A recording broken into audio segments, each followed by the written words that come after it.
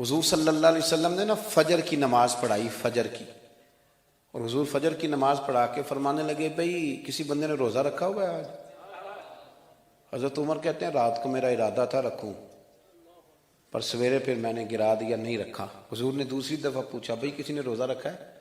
تو حضرت صدیق اکبر نے ہاتھ کھڑا کیا، عرض کی یا رسول اللہ میں نے رکھا ہوا ہے۔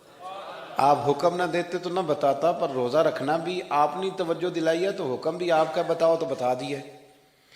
حضرت عمر کہتے ہیں حضور نے فجر کی نماز پڑھائی، فجر کی۔ دوسرا سوال پوچھا بھی کسی نے کسی بیمار کی تیمارداری کی ہے؟ تو حضرت عمر کہتے ہیں میں نے فٹافٹ عرض کی یا رسول اللہ ابھی تو نماز فجر پڑھی ہے، تو اب گھر جائیں گے تو تیمارداری کریں گے نا۔ تو حضور نے فرمایا عمر تو ذرا ٹھہر جانا، جلدی نہ کر، ٹھہر نا ذرا، روک تو صحیح۔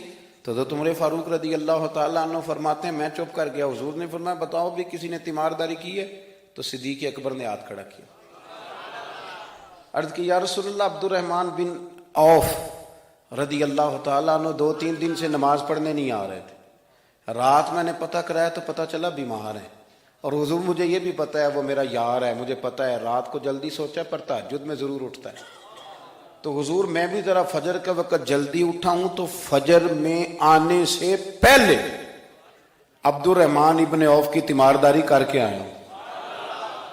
حضرت عمر کہتے ہیں میں نہ ہلکا ہلکا ڈھیلا پڑ گیا۔ حضور نے تیسرا سوال پوچھا، فرمایا کسی نے کسی مسکین کو کھانا کھلایا ہے؟ کھانا کھلایا ہے کسی مسکین کو؟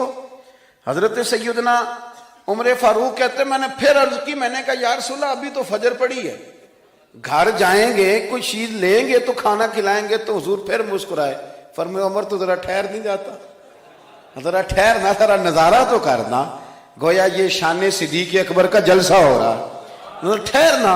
حضور نے پھر پوچھا بھی کسی نے کسی مسکین کو کھانا کھلایا ہے؟ تو حضرت عمر کہتے ہیں لوگ سارے دائیں بائیں دیکھ رہے تھے اور میں چپ کے ابو بکر کو دیکھ رہا تھا، کہ مجھے پتا تھا کہ بولنا اسی نہیں ہے، اور دل میرا کر رہا تھا کہ کہہ دوں دیو جناب جواب، دل میرا کر رہا تھا۔ وہ سمجھ گئے تھے کہ سونا راضی کن کاموں میں ہو، بھائی یہ نقطہ انہوں نے پا لیا تھا۔ حضور نے فرمایا بتاؤ کسی مسکین کو روٹی کھلائی ہے؟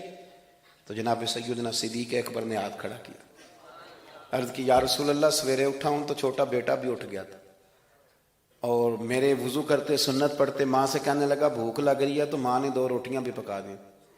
تو حضور ایک اس نے کھائی، دوسری اس کے ہاتھ میں تھی۔ جب ہم نکلے ہیں نا گھر سے تو دروازے پہ ایک فقیر کھڑا تھا، مسکین کھڑا تھا، کہہ رہا تھا رات سے بھوکا ہوں، کوئی دروازہ کھلنے کا انتظار کر رہا تھا، ابو بکر سب سے پہلے تیرا ہی کھلا ہے۔ تو حضور میں نا اس مسکین کو ایک روٹی کھلا کے آیا ہوں۔ حضرت عمر فاروق کہتے ہیں میں نے گردن جھکا لی، اور میرے رسول کریم نے فرمایا اے اللہ میرے ابو بکر پہ رحم فرما، اللہ میرے ابو بکر۔ وہ سمجھ گئے تھے، مزاج شناست سمجھ آ گئی تھی کہ حضور کن باتوں میں، اور نا اپنے اوپر وہ سارا کچھ طاری کر لیا تھا انہوں نے، طاری، ان کی ادائیں بالکل ڈھل گئی تھی نبی پاک کی اداؤں۔ 3 دن وہ غار ثور میں رہے تو ہمارے صوفیاء فرماتے ہیں کہ ان پر تجلیاں بھی پڑی محبوب کی معرفت کی۔ جب مدینے آئے نا نبی کریم کو لے کے، تو کچھ لوگوں نے حضور کی زیارت کی تھی، کچھ نے نہیں کی تھی، تو کچھ آتے تو نبی پاک کی دستبوسی کر کے بیٹھ جاتے، حضرت ابو بکر سے ہاتھ نہ ملاتے، اور کچھ صرف حضرت ابو بکر سے ہاتھ ملاتے اور حضور سے ہاتھ ہی نہ ملاتے۔ میری بات پہ توجہ ہے آپ حضرات کی؟ تو کچھ لوگوں کو نا شبہ ہونے لگا، وہ معاذ اللہ سمجھنے لگے کہ شاید یہی اللہ کے رسول ہے۔ حضرت صدیق اکبر، یہ کیوں شبہ ہوا؟ تو ہمارے محدثین فرماتے ہیں کہ ابو بکر صدیق بولتے بھی اس طرح تھے جو میرے نبی پاک کا طریقہ، بیٹھتے بھی اس طرح تھے جو رسول پاک کا طریقہ۔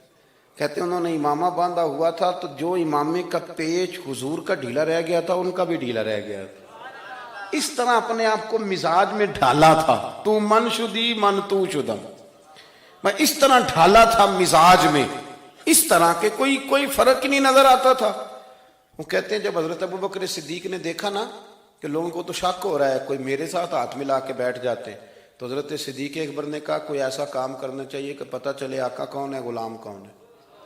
اٹھے، کندھوں پہ چادر تھی، وہ اتار کے نا تو حضور پہ سایہ کر دیا، لوگوں کو پتہ چل گیا کہ سایہ کرنے والا کوئی غلام ہے، اور جس پر سایہ کیا جا رہا ہے وہ آقا ہے۔ کیا خوبصورت نقطہ لکھا ہے مفسرین نے شارحین فرماتے ہیں تھوڑی دیر کے لیے، تھوڑی دیر کے لیے، تھوڑی دیر کے لیے حضرت ابوبکر صدیق نے حضور کے سر انور پر اپنی چادر کا سایہ کیا تھا۔ اللہ کے رسول نے احسان کا بدلہ یہ دیا، نیکی کا بدلہ یہ دیا کہ قیامت تک ان کی قبر پر اپنے گنبد کا سایہ فرما دیا، قیامت تک گنبد کا سایہ کر دیا۔